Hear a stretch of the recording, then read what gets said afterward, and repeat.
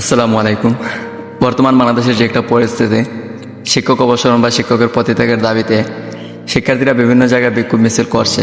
তো এটার বিরুদ্ধে আবার অনেকে শিক্ষার্থীদের বিরুদ্ধে কথা বলতেছেন যে এতে নাকি পুরো শিক্ষক সমাজ লাঞ্ছিত হচ্ছেন, অপমানিত হচ্ছেন।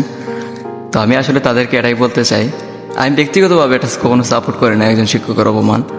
কারণ মা বাবার পরে শিক্ষকের অবস্থান, শিক্ষক অনেক সম্মানিত একজন ব্যক্তি। কিন্তু বর্তমানে যারা লাঞ্ছিত হচ্ছেন, অপমানিত হচ্ছেন, তারা কেউ শিক্ষক না, তারা দালাল। আর দালালের এই অবস্থা করা উচিত। যদি আগামী প্রজন্ম ভালো কিছু শিখতে চায় তাহলে এদেরকে অপসারণ করা দরকার। কারণ আপনি চিন্তা করেন, একটাবার চিন্তা করেন, একজন শিক্ষক শিক্ষার্থীদেরকে শিখাবে কি?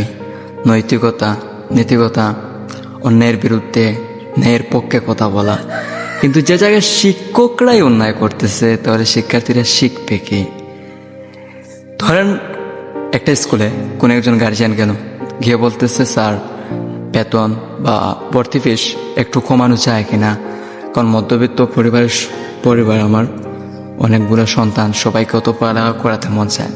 তো শিক্ষকের জবাবটা কি হয়? শিক্ষকের জবাবটা হয়, যদি টাকাই না দিতে পারেন তাহলে পড়ালেখা করেন কেন?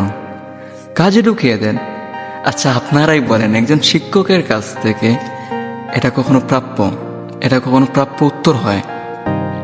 একজন বাবা মা কতটা শখ করে, মানে সব বাবা মাই চায় যে তার সন্তান পড়ালেখা করবে, মানুষের মতো মানুষ হবে।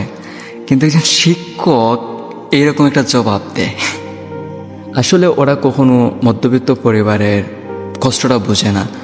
মাস শেষে ওরা বড় অঙ্কের একটা বেতন সরকার থেকে পায়, আবার দালালি করে বড় ধরনের একটা অঙ্কে পায়।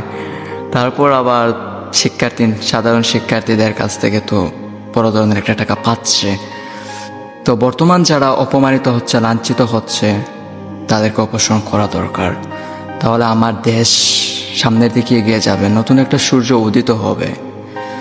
কারণ বর্তমান যে শিক্ষক ব্যবস্থা, শিক্ষকরা অন্যায়ের বিরুদ্ধে কথা বলবে, কিন্তু বিগত দিনে যতগুলো অন্যায় হয়েছে বা আমাদের শিক্ষা পাঠ্যপুস্তকে যে ধরনের অন্যায়গুলো ঢুকিয়ে দেওয়া হয়েছে, তখন তো কোনো শিক্ষক কথা বলেন নাই।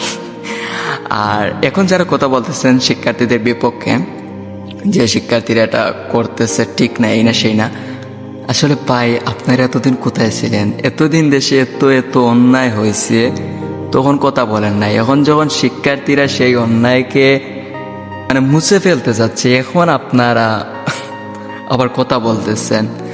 তো আপনারা চুপ থাকাটাই বেটার, আই থিঙ্ক। কারণ শিক্ষার্থীরা যেটা করছে সেটা ভালোর জন্যই করছে, ভুলে গেলে চলবে না। শিক্ষার্থীরা জেগে উঠেছিল বলেই আপনি স্বাধীন একটা দেশ পেয়েছেন, স্বৈরাচারের হাত থেকে নিজের মাতৃভূমিকে স্বাধীন করতে পেরেছেন, নতুন একটা সূর্য বাংলাদেশে উদিত হয়েছে। শিক্ষার্থীদের উপর আস্থা রাখুন। আমি বিশ্বাস করি বাংলাদেশের যারা শিক্ষার্থীরা রয়েছে, যারা বিক্ষোভ আন্দোলন করতেছেন, তারা এই বাংলার জমিন থেকে সব দালালদের মুছে দেবেন। নতুন করে জাগ্রত হবে আমাদের শিক্ষা ব্যবস্থা। আমাদের আগামী প্রজন্ম শিখবে নতুন শিক্ষা ব্যবস্থা। মানুষের মতো মানুষ হবে, ওরা নৈতিকতা নিয়ে বাঁচবে, ওরা কখনো কারো দালালি করবে না।